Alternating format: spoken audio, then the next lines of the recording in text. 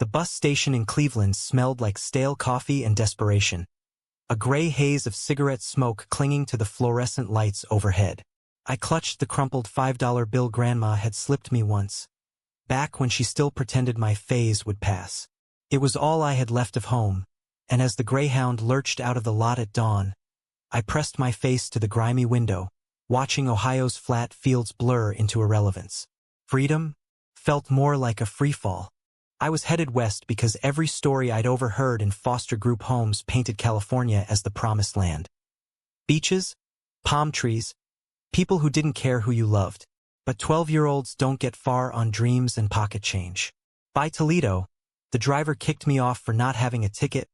His gruff, "Kid, this ain't a charity," echoing like my stepdad's final curse. I wandered the streets, begging for scraps at diners, sleeping in parks where the cops would rouse me with flashlights and warnings. "Run along, son. Ain't safe for runaways like you. Run away." The word stung worse than queer. It implied choice, like I'd chosen to be the family embarrassment, the one who made Dad's poker buddies snicker about that sissy boy. I'd always known I was different. Stolen glances at the older boys during Little League, a flutter in my chest when the neighbor's son tousled my hair. But difference in small-town Ohio wasn't a quirk. It was a death sentence. Churches preached fire and brimstone. Schools turned blind eyes to bullies, and families like mine, they just swept you under the rug. Weeks blurred into a survival haze. I hitched rides with truckers who eyed me too long, their friendly offers laced with implications I learned quick to dodge. In Indianapolis, I crashed at a shelter run by a chain-smoking nun named Sister Agnes, who patched my split lip from a street fight and whispered, "God's got a plan for the broken ones, Malachi. Even the ones the world calls unnatural." Her words were a lifeline, but the shelter overflowed with junkies and abuse survivors, and when a raid came, cops hauling out undesirables. I bolted again, heart pounding like a war drum. By the time I washed up in Chicago, I was 14, all bones and bravado, hawking newspapers on the L to afford McDonald's dollar menus. The windy city swallowed me whole. Skyscrapers that pierced the smoggy sky like indifferent gods, jazz spilling from doorways in Boys Town where men held hands without fear. I lingered there, mesmerized, but poverty kept me on the fringes. Sleeping in alleys, pickpocketing tourists for bus fare. One night, a group of skinheads cornered me near Wrigleyville, their boots thudding like accusations. "Ferry boy thinks he can hide in our city?" The leader's fist connected with my jaw, and as blood filled my mouth, I thought, this is it. This is how it ends, for looking wrong, loving wrong. But it didn't. A blur of motion, and the thugs scattered, cursing at the shadow of a man who'd stepped from the crowd like an avenging angel. He was tall, broad-shouldered, with salt and pepper hair and eyes like polished oak. Timothy Hale, though I wouldn't learn his name until later. He knelt beside me, his wool overcoat pristine against the filth, and pressed a handkerchief to my lip. "Easy, kid. You're safe now." Safe. The word was foreign, a relic from bedtime stories. I recoiled, expecting the usual adult lecture or worse, but Timothy just smiled. A quiet, knowing curve that bypassed my defenses. "Name's Tim. You got one." "Malachi," I mumbled, spitting blood. "But they call me Molly." "Molly it is, then. Come on. Let's get you cleaned up." He offered a hand, not grabbing, just there. I took it, and in that moment, under the sodium glow of a street lamp, something shifted. Not love, not yet, but possibility. A crack in the armor I'd forged from cardboard boxes and stolen glances. Timothy didn't pry that night. He bought me a burger at a corner joint, the kind with extra cheese that melted like forbidden comfort, and listened as I spun half-truths about visiting cousins. His questions were gentle probes. "Windy enough for you? Ever seen the lake from the top of the Sears Tower?" By dessert, chocolate shake, heaven in a paper cup. I'd spilled more than I'd meant. The expulsion, the streets, the ache of being 12 and utterly alone. "You're not alone anymore, Molly," he said, voice steady as Lake Michigan. "Not if you don't want to be." He lived in a brownstone on the north side, all polished wood and bookshelves groaning under leather-bound tomes. Tech millionaire, he'd explain later, sold his startup to some Silicon Valley giant, turned 40 with enough zeros in his bank account to buy islands. But that first night, as he showed me to a guest room with flannel sheets and a lock on the door, he was just Tim, the man who'd chosen chaos over his evening jog. Sleep came in fits, haunted by dreams of my mother's averted eyes. But morning brought pancakes, real ones, stacked high with blueberries, and a proposition. Stay a while. Finish school. Hell, college if you want it. No strings, Molly. Just a chance. I wanted to bolt. Trust was a trap. I'd learned that hard. But his eyes held no pity, only a mirror. A reflection of the hunger I'd buried. The boy who'd once dreamed of more than survival. Why me? I asked, fork hovering. Because I've been where you are, he said softly. Not the streets exactly, but cast out, judged. And someone gave me a hand up once. Pay it forward, right? That was the hook Timothy sank into my soul. Not romance, not yet. Just the first thread of a tapestry we'd weave together, stitch by painful stitch, over the years that followed. High school was a battlefield I entered armed with Timothy's quiet support. Lincoln Park High, with its mix of lakefront kids and inner-city grit, tested me daily. Bullies sniffed out my softness like blood in the water, but I fought back. Not with fists, but words sharpened on street smarts and Tim's endless library. Knowledge is your shield, Molly, he'd say over breakfast, passing the sports section while I devoured philosophy texts. Tim became my anchor, my compass. Mornings, he'd drive me in his vintage Mustang, radio tuned to NPR debates on gay rights, Stonewall echoes still rippling through the 90s. Evenings, we'd cook. His spaghetti carbonara against my experimental chili, laughter filling the kitchen like steam. He never pushed boundaries, never made me feel like a charity case. But there were moments. His hand lingering on my shoulder after a nightmare. The way his laugh crinkled his eyes. That stirred something deep, a warmth I'd only glimpsed in forbidden magazines. By 16, I was out and proud, at least in whispers. Tim took me to my first Pride parade. Rainbow flags snapping in the June heat, bodies moving like a living heartbeat. This is us, Molly, he murmured as we marched, his arm around my shoulders. Unapologetic. That night, back home, buzzed on root beer floats, I hugged him tighter than usual, my cheek against his chest, heart sinking to his steady rhythm. Thank you, I whispered. He just held me, silent, and in that embrace, the boy who'd been thrown away began to heal. But shadows lurked. Tim's ex, Richard, a slick lawyer with a jaw like chiseled marble, still circled, phone calls laced with venom. You're playing house with strays now, Tim? Pathetic. I'd overhear, fists clenched, vowing to protect the man who'd saved me. Little did I know, protection cuts both ways, and the blade of betrayal waits for the softest moment to strike. College loomed like a distant shore, and Tim made sure I swam toward it. Northwestern, full ride, his connections greased the wheels, but my grades did the heavy lifting. You're the one with the fire, Molly, he'd say, ruffling my hair like I was still that scrawny kid from the alley. By 18, I'd filled out. Track team lean, dark curls tamed into something resembling style, and the mirror showed a stranger. Confident jaw, eyes that dared the world. Evanston's campus was a bubble of ivy and ambition, but bubbles burst. My roommate, Jake, was straight-edge straight, posters of Nolan Ryan and Hemingway flanking our bunks. He caught me once, mid-kiss with a barista from the quad, and the frost set in. Dude, keep that shit private, he'd mutter, but whispers spread like ivy. Lectures on queer theory became my church, Professor Lang's voice a balm. America's heart beats uneven. Love whoever, but fight for the right to. Tim visited weekends, his Mustang a chariot pulling up to frat row. We'd hike the lakeshore, skipping stones into the slate-gray waves, talking dreams. Mine, journalism, exposing the underbelly of rejection. His, expanding his foundation, scholarships for LGBTQ youth. We build bridges, Molly. One story at a time. Those talks deepened the unspoken. I'd catch him watching me, Proud, yes, but laced with something tender, a hesitation like he was holding back a flood. One autumn evening, leaves carpeting the path like spilled gold, I confessed my first real crush. Alex, a lit major with freckles and a poet's soul. Tim listened, jaw tight, then clapped my back. Go for it, kid. Life's too short for what-ifs. Alex and I dated 6 months. Stolen kisses in the library stacks, hands intertwined under diner tables. It was sweet, fumbling, the kind of love that teaches without scarring. But when it fizzled, mutual, amicable. Tim was there with ice cream and bad puns. Plenty more fish in the lake.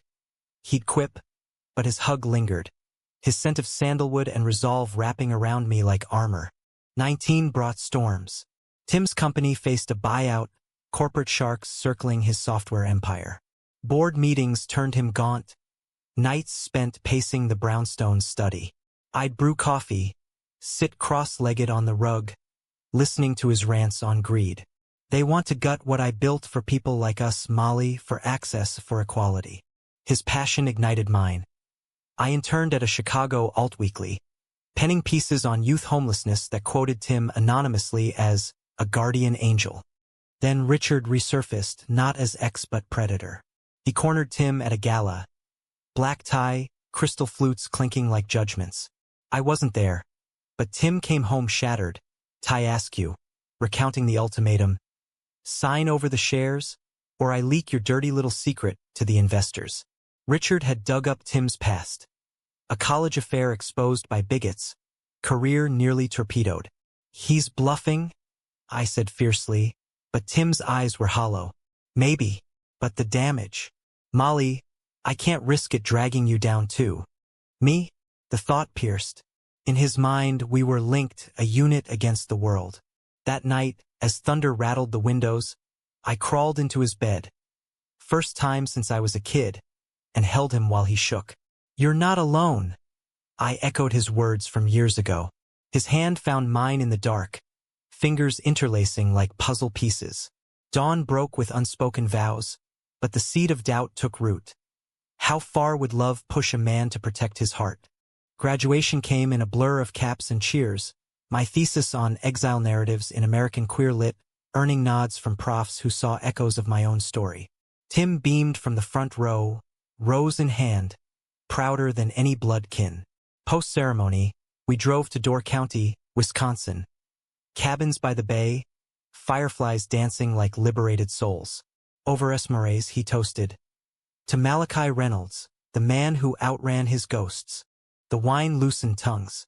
I admitted it then, voice barely above the waves. Tim, you've been more than family. You've been everything. His gaze softened, hand cupping my cheek. Molly, But he pulled back, clearing his throat. You're my world. Always will be. The almost kiss hung between us, electric as summer air. Back in Chicago, I landed a job at the Tribune junior reporter, beat on social justice. Tim threw a dinner. Catered ribs, jazz quartet, friends from his queer network toasting my ascent. Richard lurked in the shadows. A late invite Tim couldn't refuse for optics. As plates cleared, he pulled me aside in the study, breath sour with scotch. Think you're special, street rat?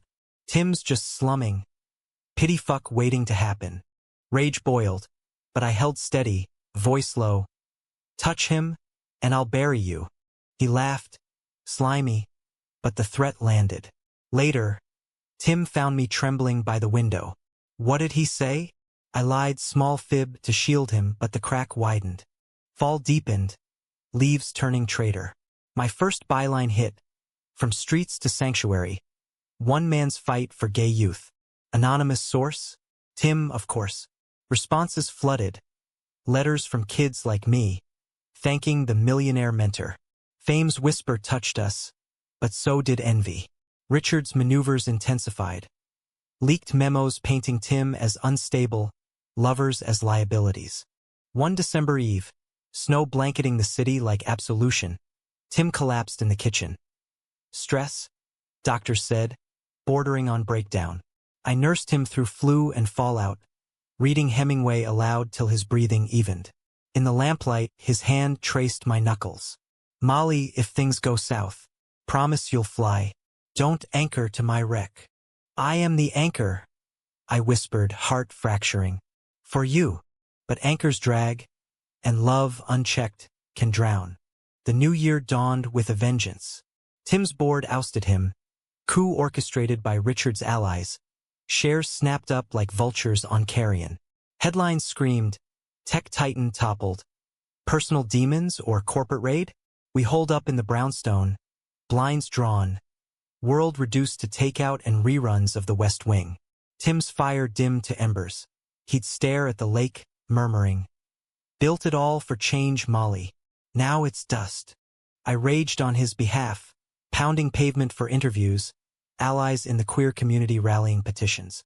My pieces in the Trib painted him saint, not sinner, but the damage stuck. Richard gloated via email. Told you he'd crumble. Walk away, boy, before you sink too. Pride swelled in me, defiant. At 23, I was out fully, dates with artists and activists, but none stuck. My heart was moored elsewhere, in quiet evenings where Tim's laugh chased shadows. We'd rebuild, I vowed. His foundation relaunched under my byline, grants for shelters echoing my old haunts. Spring brought green shoots.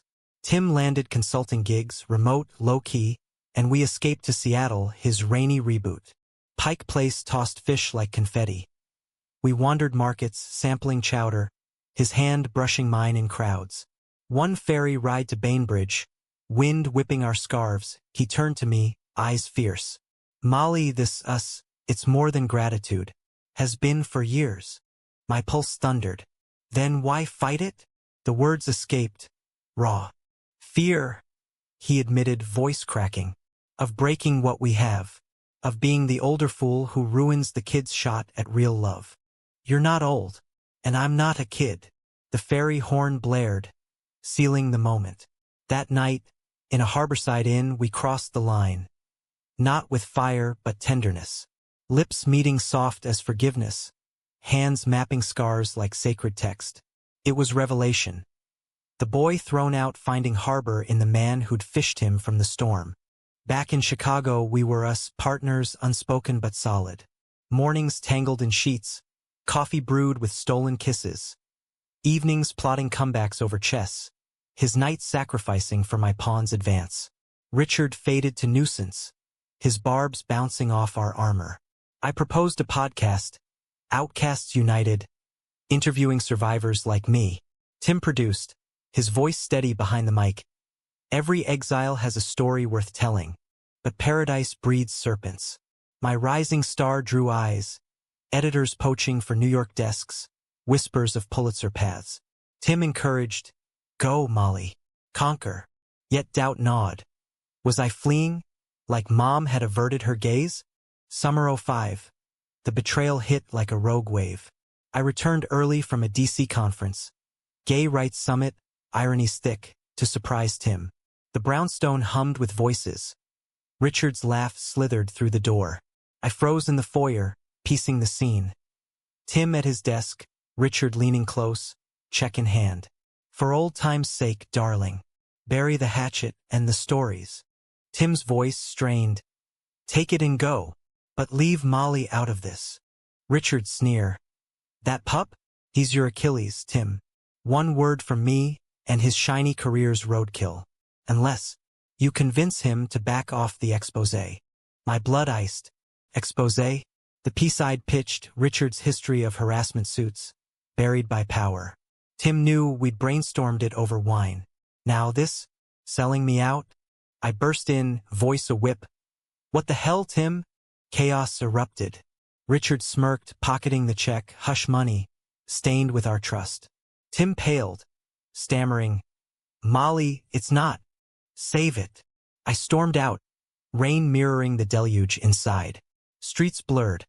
I crashed at a friend's, phone exploding with voicemails. Tim's pleas, Richard's taunts. Betrayal burned deepest. Not the money, but the implication. I was the weakness, the love that made him bend.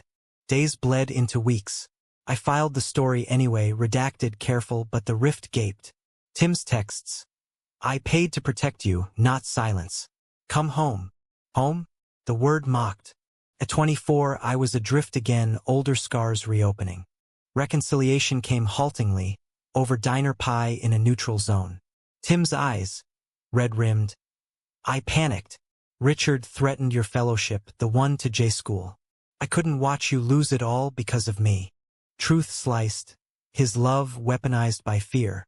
We fight together, I said, hand over his. Or not at all. He nodded, tears carving tracks. Together. But the fracture lingered, a hairline crack in marble. Autumn leaves fell like accusations, but we raked them into piles, rebuilding on shaky ground. Tim sold the brownstone, too haunted by Richard's ghost, and we relocated to Seattle, my compromise for fresh air. Rain City suited us. Gray skies mirroring moods, coffee shops cradling confessions. I deferred J-School, diving into the podcast full-time. Episodes ballooned, sponsors trickling in. Tim consulted from a home office overlooking Puget Sound, his laugh returning like sun breaks. Love deepened in the quiet. Mornings, he'd trace my tattoos. Ink from Chicago days, anchors and rainbows, and murmur poetry. Whitman's, I sing the body electric. We'd hike Discovery Park, hands linked, debating policy over wild salmon lunches. Marriage equality's coming, he'd predict, eyes alight. And we'll be first in line. At 26, I proposed not with rings but resolve. Over dim sum in the International District, chopsticks paused. Marry me, Tim, not for show but us. Official, unbreakable. His yes was a sob, kiss sealing it amid clattering plates. We wed in a courthouse ceremony. Witnesses our podcaster crew. Vows whispered fierce. In exile and empire, I choose you. Bliss but brittle. Richard's shadow stretched. Anonymous tips to my inbox. Grainy photos of Tim's indiscretions. Fabrications to smear. I deleted, blocked, but paranoia seeped. Tim withdrew, nights spent scrolling legal briefs. He's done, he'd insist, but his grip on me tightened, possessive. My star ascended. TEDx talk on queer resilience. Book deal for memoirs. From mud to momentum. The pitch read, Tim's story woven in, anonymized as the millionaire who mended me. He beamed at readings, but privately fretted. Don't let them humanize the wrong parts. Climax brewed in winter '08. Obama's win sparked hope. Rainbow flags on every stoop. But for us, a storm front. Richard sued. Defamation, claiming my book libeled him. Discovery dredged our past emails, voicemails, that checks trail. Tim's lawyer advised settlement. He's got dirt, folks. Old flames testifying to Tim's instability. Instability? Code for loving men in their eyes. I pushed back. We fight. Tim agreed, but sessions wore him. Depositions reliving college shame. Richard's attorney grilling. So, Mr. Hale, you picked up a homeless teen. Pity. Or predation. Tim's voice held. Love. Pure and simple. The trial gutted us. Seattle's courthouse, all marble and malice, amplified every lie. Jurors' stares bored in. Reporters lurked outside, flashing for the gay millionaire's boy toy. I testified, voice steady on the stand, recounting streets to sanctuary. Timothy didn't save me. He saw me. Cross-exam. Or groom you, Mr. Reynolds? From 12 to bedfellow. Objection overruled.